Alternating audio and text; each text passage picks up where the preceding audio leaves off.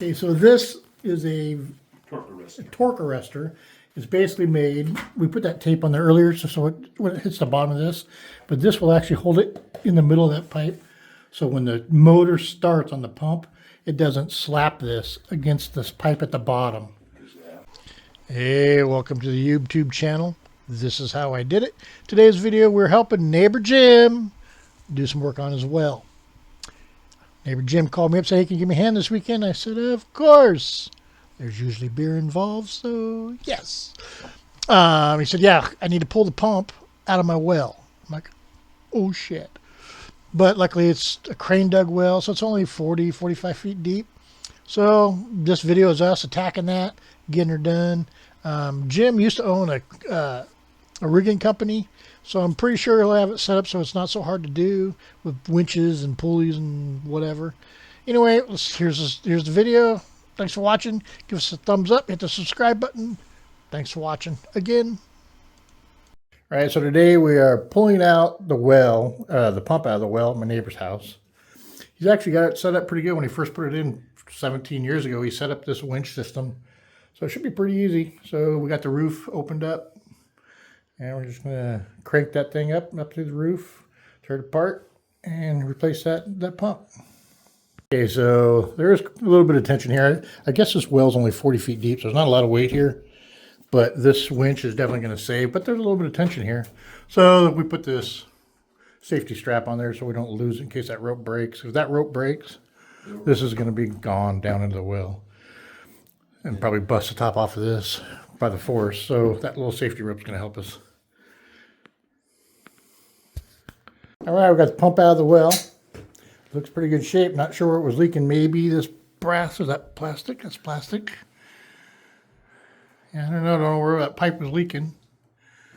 But yeah, it's out. We'll now dig it out, put it out in the yard, and rebuild it. So there it is. Pulled it out because Jim said it was starting to, he could hear the water running after he runs the pump. It goes to 60 pounds. Then he said it would go idle down to about 56, I think he said. And then he could hear water running back into the well, dripping into the well. So he figured there's a leak somewhere. There's a check valve in the pump, and then there was another one at the top. So somewhere it was dripping down, losing a little bit of pressure. But I don't know. All right, so we found our leaks. Like I said, this is a crane dug well. It's 40 feet deep. And right here, there's a bunch of bad spots in this pipe where when the motor would kick in, the pipe would shake in that white casting, and this would hit the bottom of that casting. So this spot, he had it at one depth, and a couple years ago he raised it up a foot, and you can tell exactly where he raised it. But right here, there's a dent in it, and another one right there, where it's slapping against the the casing or the metal rings, the cap of the metal rings, because the rings go down. The concrete rings go down in the well, and then there's a concrete cap on it with a 6-inch or 8-inch hole, 6-inch hole, and then that white pipe goes down and fits down inside that. So then this goes inside the 6-inch casing down in the well, and that was smacking on it. So what we did on this one is we took some sealing tape and we wrapped the area where that's going to be close to the bottom of that casing pipe, just so it doesn't slap on there and damage the pipe. I mean, that was in there for 17 years. So that's what we got. Got our cables on. Got the heat shrink done. And take it out and start lowering it in. Okay, so we're lowering her back in. We're taping up. Here's our tape spot where it's going to hit the bottom of that white pipe. This area right here that we doubled up for security for the pipe so it doesn't damage it. And we're just every 8 feet or 10 feet, we're taping the power wire and the come along winch wire, rope. Now we're going to add another chunk to it, go up through the roof.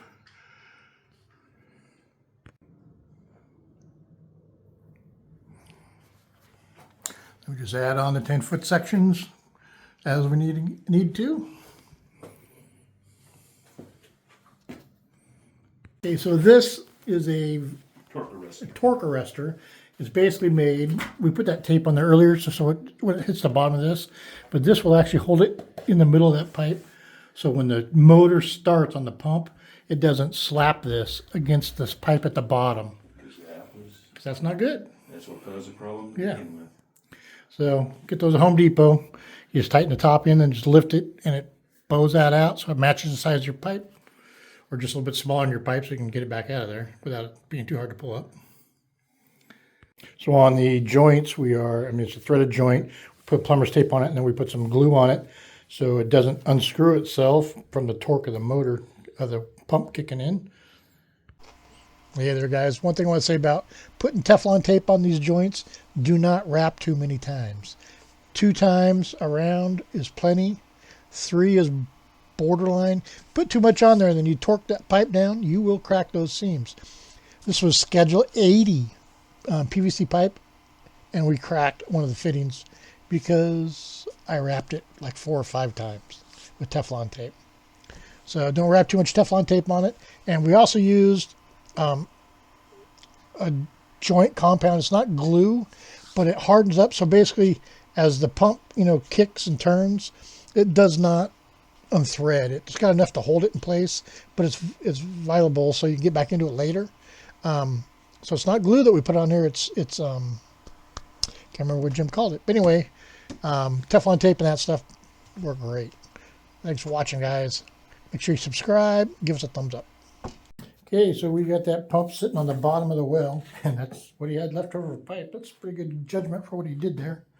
We're going to obviously, that pump has, the motor's actually, the bottom 1 foot of that pump is the motor and the cooling part, so that's always in the water. And the actual jet, the pump that actually, the intake of it is up. If you remember what that pump looked like, the actual intake is up a foot higher than the very, very bottom. So it could sit on the bottom, on the gravel down the bottom of the well, and have a foot of water below it, and that's actually what keeps it cool. But we got it down there. Now we're going to take a flashlight and just shine down there to make sure that we have that torque arrestor is actually inside the pipe still. But yeah, we'll get back to it in a second. Okay, so we got it down there at the bottom. We marked with this seam on it sitting in the pipe. We marked it.